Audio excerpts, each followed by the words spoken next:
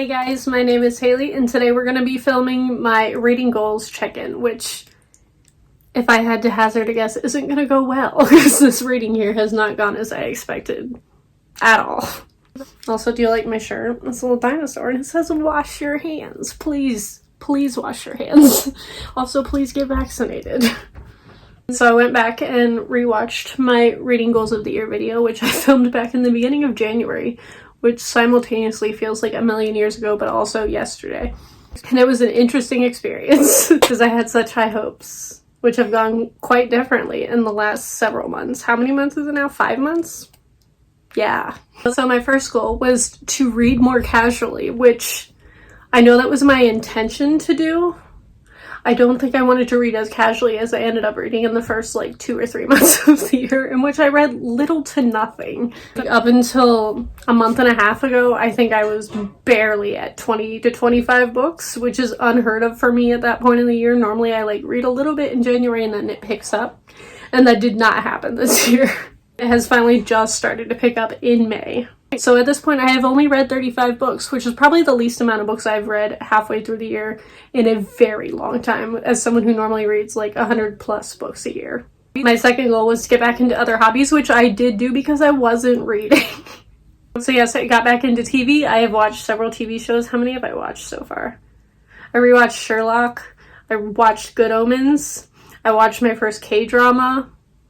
I watched the adaptation of The One, and I've been rewatching Supernatural, so definitely better than I've been doing with TV in 3+ years. And then me and Kate were in a K-pop hole from January, February through March, and then it's kind of dwindled mid-April of us watching things on Zoom and talking in that capacity.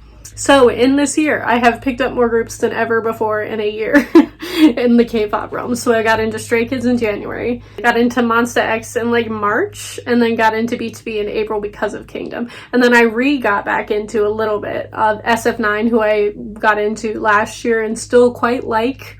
And then I also just very recently got back into Twice, which is the one girl group that I was really a big fan of, and I've been enjoying their stuff too. I've been watching them play games a lot. Also, just if anybody here does enjoy K-pop, my Stray Kids bias is Bangchan.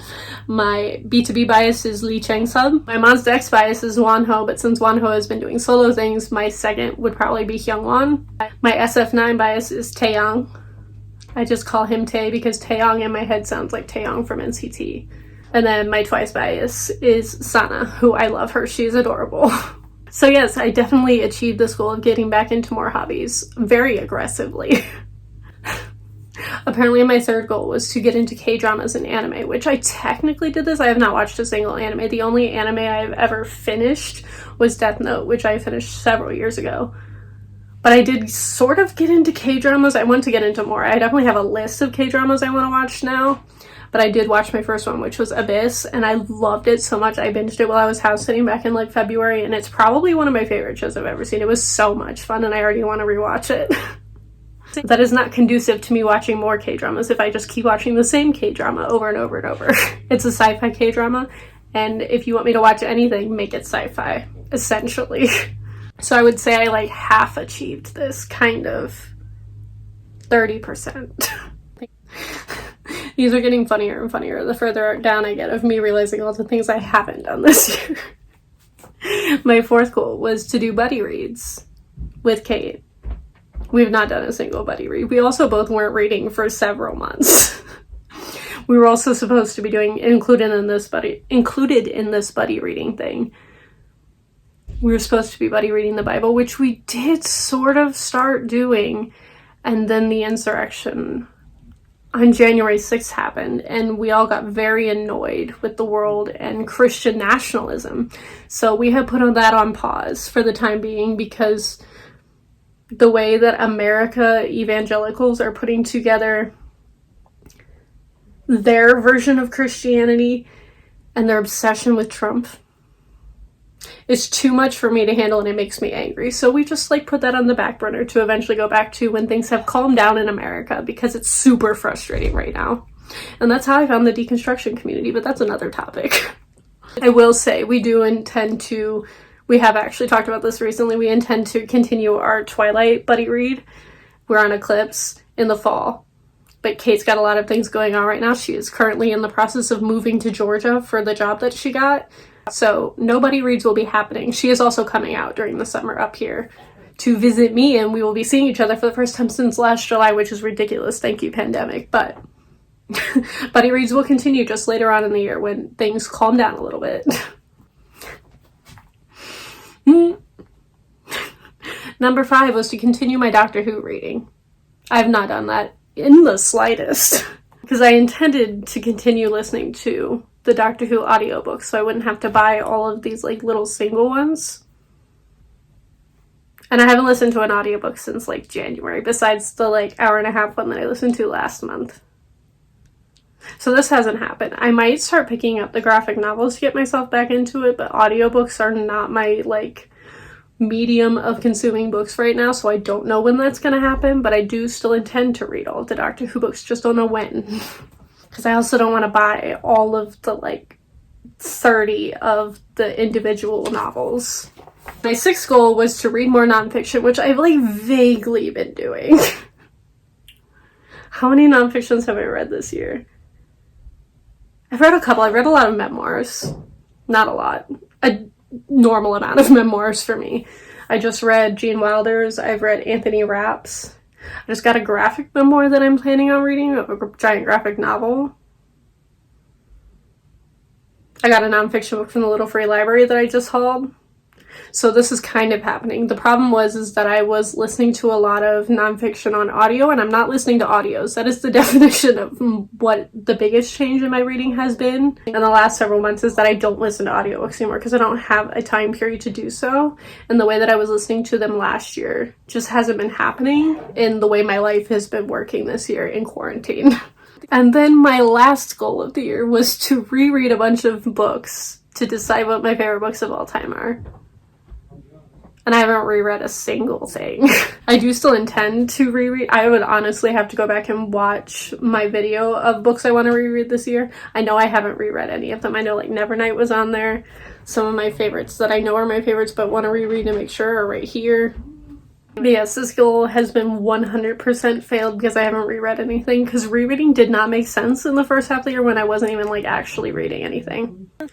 And now my family keeps being loud and I'm like, I'm trying to film a video, please stop talking. I haven't filmed in a month. This is my chance to film.